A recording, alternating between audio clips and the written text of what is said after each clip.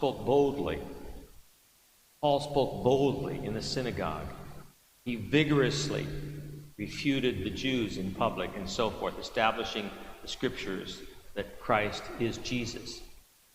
So Paul, being very convinced about something, spoke boldly and vehemently about it, publicly about it. And it's true, too, for us.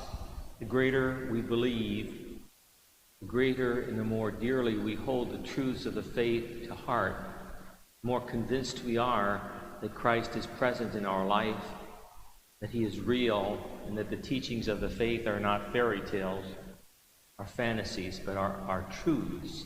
The more convinced we are, the more boldly we're going to witness to them, the more boldly we're going to speak about them, the more boldly we're going to share the truth with others. One of the things that often is remarked about, and I have remarked about this too over the past several weeks during this pandemic, is that God is trying to tell us something through this all. And I don't know how many people I've spoken to that will say something like that. God is trying to say something to us. I think we're convinced of that. But what is it he's trying to tell us? And I think once we uncover that, I think we have to say two things to people. God is trying to tell us something, and this is what I think he's trying to say.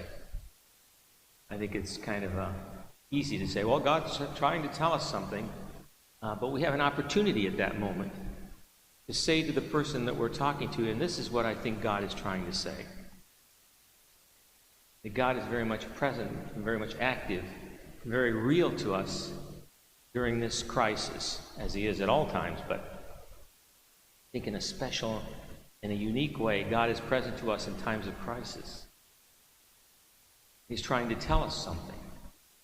At this time of pandemic, what is he telling the world?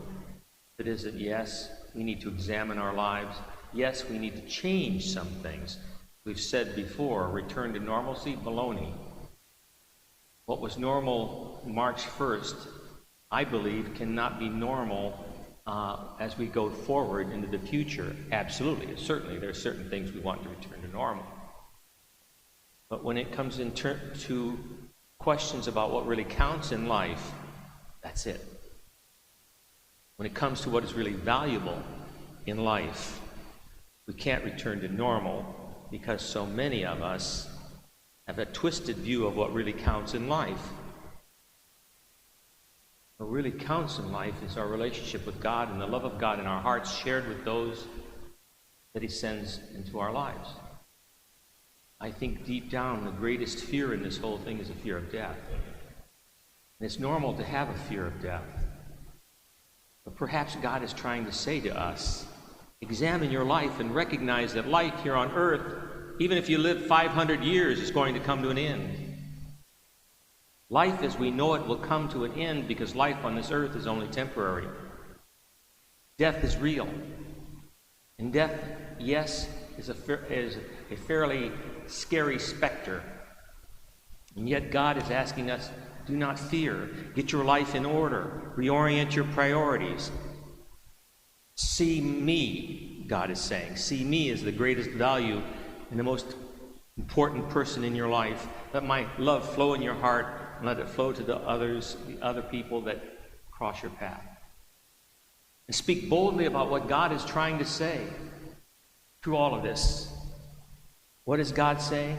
I am Lord. You're not. I am Lord. I am with you. Conform your lives to my love. Conform your life to my truth. Yes, recognize that life on earth is only temporary, but life eternal is without end and with joy immeasurable in heaven, if we inherit eternal life in heaven. And in order to do that, we have to heed what God is saying to us and speak boldly about the truth in this time of crisis. What is the truth? I am Lord. Turn your hearts and